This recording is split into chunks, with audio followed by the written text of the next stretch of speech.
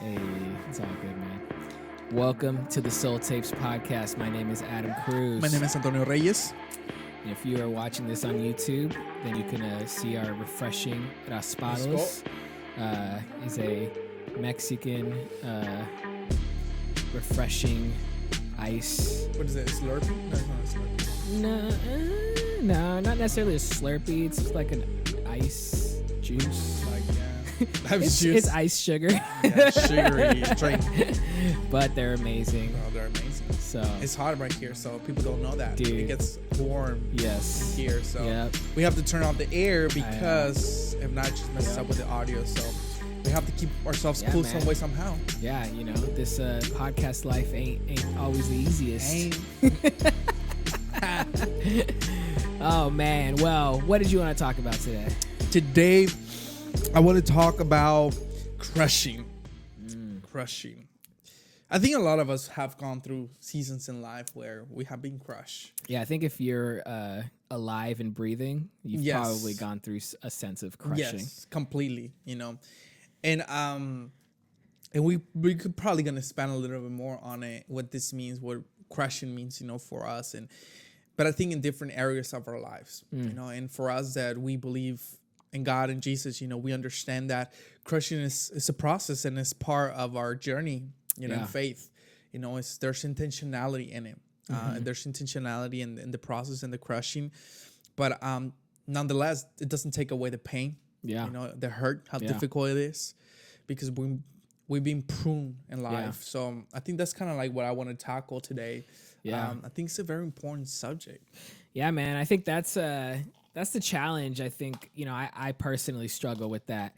The idea that sometimes the things that are good for you, you know, that make you a better person, make you better, whatever, that doesn't make it any easier to go through. It doesn't mean that it's like, oh, okay, so this is good for me, so I'm just supposed to enjoy it. So, you know, talking about this idea of crushing, which, you know, we're going to dive into, is like this just, you know, in a nutshell, it's basically like kind of going through growing pains, growth seasons, right? Those are, we all want to grow and get better, but the process is hard. Yeah. And I think that the difficulty, you know, is that some of us, we get stuck in that process. Yeah. We get stuck in that painful season, you know, and it's tricky because if you're not careful, it can just, everything can crumble and you can just stay stuck right there. Yeah. You know, because I've seen it in friends. Even for me, it's a temptation sometimes just to stay in this place of resentment, this place of being upset and irritated and mad about life and about everything. Not understanding and discerning that it's a crushing process. Yeah. And I need to get out of that space. I need to go through the whole process so that I can grow in my strength, resilience, you know? Yeah. And I mean, Psalms 23 talks about it. As I walk through the valley of shadow and doubt. Yeah. As I walk through, right? Not stay there, not camp there. As I walk through. Yeah. So I think that's something important for us to understand. Yeah, man. Yeah. Walking through the crushing, walking through the, you know, you mentioned something about like relationships and sometimes that part of that growing or crushing is having to, you know, let go of certain friendships, relationships. And, you know, I think, you know, it's funny. I just speaking from my personal experience growing up in church, I feel like we hear that a lot. Like, oh, you know, those relationships, you got to let go of those friends and all this stuff. And like, I get it. And don't get me wrong, like recently I actually felt like convicted a little bit by this verse of like bad company corrupts like good character. Good character, yeah. And it's true. Like, I think we have to, it's a good check to really ask ourselves, like, okay, you know, am I compromising, you know, who I am, what I believe by, you know, certain relationships and friendships. Yeah. And so I think that's always an important thing for us to assess, like, because I'm on, like, I think, you know, even just because a friend is maybe, you know, maybe has the same beliefs as you or doesn't always mean that you have to let them go and cut them off. Yeah. But sometimes there's friends that, you guys might be on the same track, agree on a lot of things, but there's just a disconnect there. There's something that, that space starts to happen. You start to realize like, man, maybe maybe I'm not going to, have this person in my life as close as I used to and all of these things. And sometimes that part of growing means taking a step away, taking a step back, to really, give yourself the space and the freedom. Because a lot of times we use relationships as a crutch, or we use like friendships in a way to not give us the ability to grow, or, something like that. Even healthy relationships. That's something that I was talking to my counselor, my therapist. We were talking about how, for me, the transition to this new season of my life, one of the hardest things for me is to let go of my friendships and my community and my mentors, that I'm not in proximity to them. Yeah. That I know I have access to them. I'm just not in proximity to you guys. I think, and we were talking about how that can also become a crutch, for growth, for development, and because I feel so comfortable that I'm not tapping in or exploring new ways of growth, and I think both ways, and it's painful either or, and sometimes the way, because we don't let go, we get pruned. It can come through betrayal. It can come through as maybe tension in the relationship, or maybe sometimes it's not so good the way it transitions out. Sometimes it does. It just stops, It doesn't continue, which is good. Yeah. But anyways, yeah. No, it's funny. I was actually thinking about the same thing recently, because for the same reasons, like, the fact that you guys like moved away, and, for a while we were hanging out like on Fridays consistently. And like recently, like Vanessa and I went out with another couple, and, it's like good friends of ours, but like people we haven't like spent like consistent time with. And I was thinking like, man, like as much as it sucks that we can't like just hang out every Friday or whatever, or do what we were doing before, it's funny how when things change, it does open you up to be able to be more accessible to people that you may not have otherwise, put yourself out there for. Because, there's always like, especially at least in our life, like we have like friends or acquaintances that like, oh, we want to like, try to invest more time with. But man, the reality is you just can't like, it doesn't always work out. It's always hard like figuring out, or you just don't want to really put that effort in.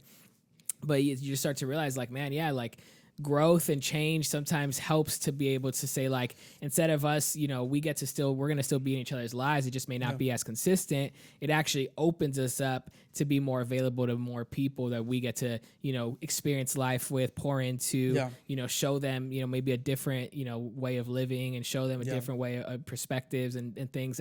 And sometimes I think that's the part of it, is like being saying, hey, not just sitting in that comfort zone, but I think that's something that we're starting to realize, like at least as like things have opened up now, like it's just shifts and changes and things like that. Yeah, no, completely. I agree.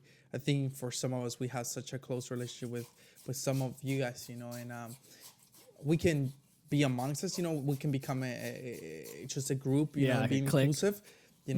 that we won't open up for other people to come in, and that, like you said, being an example, be perhaps even, being a model, or helping others, or whatever it is, so I think that's a positive side. But I mean, just going back to this idea of crushing, going back to the idea is that some of us, we were listening to TD Jakes, talking about how crushing is not the destination. It's just, a season that you go through, and the temptation is just staying there, or not walking away, because it becomes so familiar to you. It becomes so familiar to you that you don't want to get out of that space. And I can say that I mentor people that's the only place they want to stay. They say they want to get out of that space, but they're not willing to take the necessary decisions to get out of that place. And with time, I noticed that that's the only place they know, and that's where they want to stay. They no longer want to try something else. Even if they try something else, it feels abnormal to them. It's not. It's just, it feels uncomfortable, because it's not normal to them. To not be in that space of pain, resentment, brokenness. So to me, that's familiar, and it might sound weird, but it is true. It's true for a lot of people. It's true that it's the only space that we know, so we want to stay here. You know, and when someone comes and tries to pull them out, we reject them because we're afraid that if we get free, we don't know what is in the other side. We don't know how to deal with that. Yeah. You know, I was just talking to a friend that we have, you know, and he has a niece that unfortunately has gone through a lot of pain. Yeah. A lot of pain. He was telling me, you know, like the challenge with her is that that pain became her identity. And she feels that if she lets go of that, she doesn't know who she is. Yeah. If she keeps going back to those moments, she keeps going back to, and that became her identity. Like she identifies with that, you know, and so on and so on, that if she lets go of that, she doesn't know who she is. Yeah. Yeah. And I think that's why, you know, to me, shifting like the way people understand faith and God and God's desire for people's lives, to me, a big part of it is just living like a healthy life. You know, I think there's this, like we always try to point back to like this over like, you know, spiritualization or over like religiosity type conversations. And man, at the simplest form, I feel like the way that we can communicate, you know, what does God want for me? Yeah. Why should I believe in Jesus? Why should I give my life to this? Why should I you know, what benefit? I think the thing is that it's to put it in a simple way is like, hey, like, you know, there's a healthier way of living life. And when you're kind of in this place of, you know, literally having a codependency to pain. Yeah. Because some people, you know, can be codependent to people and relationships, but you can also just be so dependent on this is who I am. And because it shapes so much. It shapes the way you view people, the way you view the world. And so you're talking about, it's a drastic change to say, I'm no longer going to live this way. And that takes confidence and courage. And you know, you need support to be able to go through that. But that's why I could understand to a certain extent, like even though as it may be difficult, that you know, that it's a shift for people to really say like, hey, I'm gonna let this go. And also like the judgment of being like, oh, like now people are gonna criticize me, or who am I to be different and to change and to whatever. But you know, there's so much. I agree, you know, and I think we belong to a church, a community that we receive a lot of people in that space, you know, and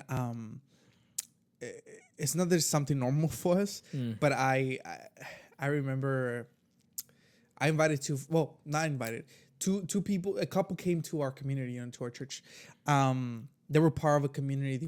They were more in the suburbs, and they were great people, beautiful people, you know, great hearts. I think you know them. I introduced you to them, and they were great. You know, they were in a small group before, and they were helping, and they were in a stage that they wanted to help. They wanted to jump into a new season. So they came to our church. They came to our community. They end up being connected to my campus, and I introduced them. We connect them, and then through the pandemic, they became small group leaders, and they were leading a group each, one with only guys and one with only ladies, and then little by little, the people that they had. I remember the people that they had because I was helping them build the men's, and Gabby was helping them build the girls. Yeah. And I remember it was not an easy group. I remember it was a rough group. Yeah. A lot of them, they come from very broken like backgrounds, you know. And if you're not careful enough, they can overtake you and they can just take your energy, you know. So the time passed, you know. They got to a point where they had to unite both groups because some of them, they were falling off.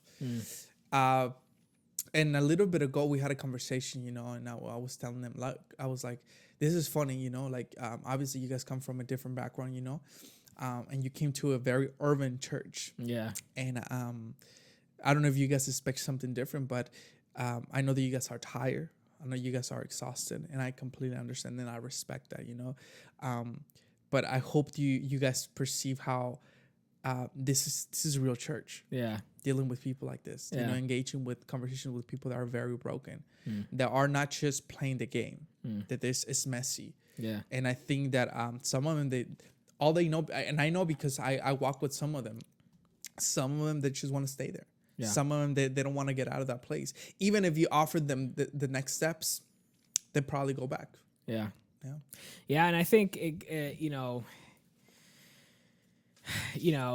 when you're going through or needing, because we all need to grow. We're all, we might, and that's why the idea of never arriving, like, you'll never get to this place where you're perfectly, the best that you can be. That's why we strive to be. We strive to be better every day, right? But being better every day means acknowledging your faults, your weaknesses, the things that maybe the perceptions, the way that you view things, and having to change those things. Yeah. And that's not easy, to really overcome that. And I think what holds people back is that holding on to comfort, is striving to live life for the sake of comfort. Yeah. And when that becomes your goal, then you'll never want to change. Yes. You'll never want to do anything that will shift you and cause you to be uncomfortable. Yeah. And taking another approach to this whole idea, for some of us, we even we'll self-sabotage. We provoke that chaos because that's all we know. Yeah. And we were just having a conversation with another friend in a small group. We're talking about how many times our necessity, because some of us we resolve problems, then when there's no problems in our lives, we provoke them so that we can actually fix them. That makes sense? Yeah. And it sounds dumb, but it's true. Some of us, we self-sabotage because that's a space where we at. And then we start getting healthier, maybe. We start having better relationships. We'll still sabotage that, and we provoke it so that we can go back to the familiarity. There you go. Of what we know. Yeah. And I think that's so key. We have to be aware of those things, because I feel like I have done that. I feel like I have self-sabotaged my life several times. You know, I can't trust myself sometimes. Yeah. So I think that that's a key piece, that when we find ourselves right there, in that toxic place, we have to make a choice. Yeah. We have to make a choice. And I was, the other day, I actually posted something on Instagram. I was like, don't just trust the process, because it's like thing that we say, trust the process. It, to me, is like, don't just trust the process. Trust the one who could pull you out of your process and lead you to a better place. Yeah. To me, is important, because for some of us, the process is not enough. Yeah. I think the beauty of God is that if He gets involved in it, He orchestrates those things, even your pain, your hurt, the tension, whatever it is. He orchestrates it in a way that you can flourish and grow. And your purpose is connected to that. Your purpose is connected to your pain. Your purpose is connected to what frustrates you, And if we only stay in the process, we will never find our purpose. Yeah. And I think that's the most challenging part for everyone, is staying in the process. Yeah. I mean, think about, people wanting to get in shape, and people wanting to strive for meeting certain goals. Why don't you meet your goals? Oh, well, I had the plan in place.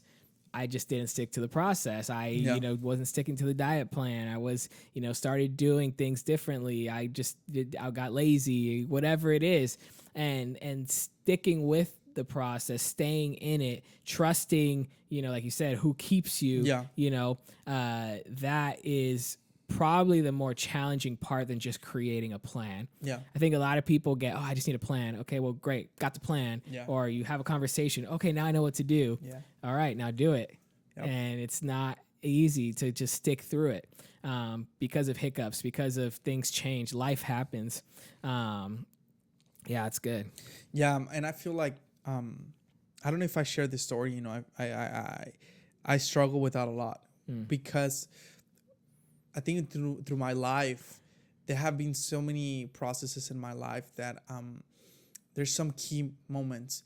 And I think that if I can have an attribute, in a sense, is that I try not to give up, some sort of like resilience. Yeah. I remember when I went to school, to college, we went to a little Bible school. And funny enough, man, I was telling you, probably 80% to 85% of the people that graduate from that space, they leave bitter, they leave upset and mad because of that process in life, because it prunes you. It's hard. It's a hard process because of inconsistencies of the school, because you know, the relationships that you have in there. You're living 24/7 with strangers, you know, so that tends to obviously shape you. And many people leave upset and mad and irritated and even walk away from faith. And to me, I was one of the survivors, perhaps, you know. And I look back, you know, make a shirt that says "I survived LABI." I survived LABI. Yes. And I do love the school, you know. But to me, it was sad, you know, because I can see their perspective. I can see why they will be upset. Yeah. Because I have a lot of reasons why to hate the school in a sense. But to me, I can say that that was a moment of pruning in my life and my character, you know, my ego. Unnecessary things in my life. Yeah. That I came out and very different, you know, very different. If I would stay stuck right there, I'd probably walk away from my faith. Yeah. Because it's just not a pleasant experience. Yeah. But I think that's also, if I can put into words in my own experiences, that was one of my crushing moments that I'm grateful for. Yeah. If it wasn't for that, I probably wouldn't be who I am now. So you feel like in that season, what was crushed was a lot of like personal, like you said, like your own ego, your own, like, you know, maybe misunderstandings of what you thought, like, you know, about life or God or things like that. Character shaping, you know, skill shaping, all those things. Yeah. And because, you know, for some people, when you're in that process, I was new into faith. So I was very broken, very broken. I didn't know how to live this thing. Yeah. So I go 6 months later to a Bible school, and everybody's witnessing my brokenness because I take dumb decisions and stupid decisions. Yeah. Thankful enough, there was someone, which was the president at that time, that was able to handle me, was able to believe in me in that process. Yeah. They would have kicked me out of my first semester, and they could. Yeah. But the president of the school saw some sort of purpose in my life, you know, and that I have the capacity for more, and he kept me.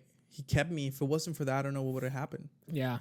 That's good, man. Yeah, I think for me, when I think about the crushing, I mean, I have many seasons of my life where I do feel like I went through a lot of that. A simple, you know, because to me, I think we hear things a lot because we just like been around like church and faith and stuff. So we hear a lot of like these crazy testimony stories of people's lives, but sometimes I always like to point to like the smaller things because like for me, you know, just the fact of being married, like I go through crushing sometimes on a, you know, in a month or whatever, you know, because it's not always just these great big moments. Sometimes we need to go through these like really big situations and really deep and hurtful wounds maybe that we've gone through, and you know, God's healing that. But sometimes it's a shift in perspective. Yes. Sometimes it's a way that you might have viewed, you know, life or people. And that crushing is just kind of like a check on that, saying, hey, like, you know, maybe you're kind of viewing this wrong. Maybe your perception is wrong. Maybe the way that you're not really viewing this with wisdom, or you're not really viewing this with grace or love. And so sometimes that's hard. Like sometimes you know, I know for me, like I do my best to try to be, you know, live with wisdom and to be caring and loving, whatever. But I'm not, you know, I don't always get it right. I don't always, you know, and I'm really big on like acknowledging when I'm wrong and working to change that, because I think a lot of times we try to double down on our opinions sometimes, and it's like, hey man, like there might be things that I said last week that I realized, that wasn't it. And that's okay. And I think we have to give people permission to like acknowledge that they were wrong. But that's usually the part that people have that they struggle with, is that pride and that saying like, you know, no, I'm, you know, that's what I said. That's what I mean, you know? And it's like, hey, like, so just like, you know, marriage is a beautiful way to get crushed. Yes, Vanessa. In a good way, because you know, because we need it. I think honestly, and that's my point. Like, you know, literally from the beginning of this conversation, is like you're gonna go through seasons where it's very difficult and maybe very deep. But sometimes it's just, man, there's things that you're just wrong on, and you just need a shift in perspective, and you just need for someone to step in and say, hey, let me challenge that. And that challenge, you know, maybe, and this is something that I always think about like as men, like sometimes we're a lot more fragile than people realize. Yeah, totally. Our fragile male ego. Yeah. So sometimes even that simply can, because I know a lot of men, like when you do that, they get upset or they get defensive, and it's because of that. It's because when you're challenged, you don't want that person to be right about what you. And I know for sometimes I do that. Like I push back, like nah, that's not me. That's not what I think. And then at the end, I'm like, nah, you might be right. Yeah. And it's okay though. And I think that's part of the crushing like process is sometimes we just need to be okay with realizing that when someone calls us out on something that we're just off on, that we need to step back and say, yeah, you know what, dang, like even though it hurts, because sometimes we don't even want to view ourselves that way. Totally. I don't want to view myself as a certain type of person. Yeah. But sometimes when you have that intimate relationship with someone who can really see the good in you and see the parts that you need work on, that's that like, I think the analogy was like kind of like pressing of grapes, right? Like smashing of grapes. Yes. That whole process of creating wine. It's like in order to get something really good, it comes through crushing. It comes through that pressing. It comes through squeezing out the best parts of you. I think and that's the key, right? Like some of us, we stay in that crushing space, right? Not knowing that if we get out of that crushing space, we become wine. Yeah. And wine, and like they were saying, the best of the grapes comes when they become wine. That's when they have more power. They impact the consumer more, right? Yeah. But with some of us, we should stay in that stage. Yeah. So I think that to me, I want to be a nice fine bottle of wine. I don't want to be a crushed grape. Hey, I don't want to be no crushed grape. Yes, that's gonna be the title of it. Yeah, right. I want to be a crushed grape. Exactly. I think my last thoughts in it, this is a way. It might be weird for some of us to unpack this, but I think there's moments where God entrusts us with pain and tough moments in life. There's this moment, where Jesus, I think is found in John, and in the Gospel of John, and these Greek people want to meet Jesus. They come all over from Greece and they want to meet Jesus, and they go to the disciples and they tell them, "Hey, can we meet Jesus?" And they go to Jesus, like, "Hey, there's these people that want to meet you." And that's the beginning process of Jesus going to the cross. He says it. And he says something along the lines. It's like, this is the beginning process for me. He's like, what am I going to tell the Father? Pull me out of this? No, this is why I came for. This is the process why I came for. And I think that he's like, I'm going to ask the Father to display his glory in this process, and with this. And that tells me, like, God entrusts us with tough moments, tough seasons. Yeah. And to me, my prayer is, God, display your glory through this process. Yeah. Just do it, and I'm going to embrace it. And hopefully I can survive enough so I can become a nice wine. Yeah, man. I think that's really good. I think, if for those listening, like just, it's okay to acknowledge, like we talked about, that this process is not easy. Nope. It's painful. Yes. Sometimes it's tough. It's, you might find yourself questioning a lot of things. But I think that's why it's important to be resilient, to build character, to be, to surround yourself with people who can help you through the process, to carry you when you feel weak, to go to just to experience, love and grace and all of these things. Have those good people in your life who can help you. Because we're not meant to do life alone. We're not meant to go through these processes alone. There are things that we have to deal with alone, sometimes just between us and God. Yeah. But ultimately, I think that, our desire is to be better every day, to be the best that we possibly can, to represent well. And yeah, man, to just be that fine wine. Let's go. I love it, man. Well, continue to tap in with us, follow us. Yes. Share. What's your Instagram for those that maybe not following you on Instagram? Antonio Los Reyes. Antonio Los Reyes. And you can follow Adam X Cruz or Firstborn Shop. Yes. We got some new merch, so make sure to tap in. All right. Well, this is the Soul Taste Podcast. We love you guys. And we out. The world needs a little freedom. We all need a little freedom. You better, homie, you can keep that. We all need a little peace back. The world needs a little freedom. We all need a little freedom. You better, homie, you can keep that. We all need a little peace back.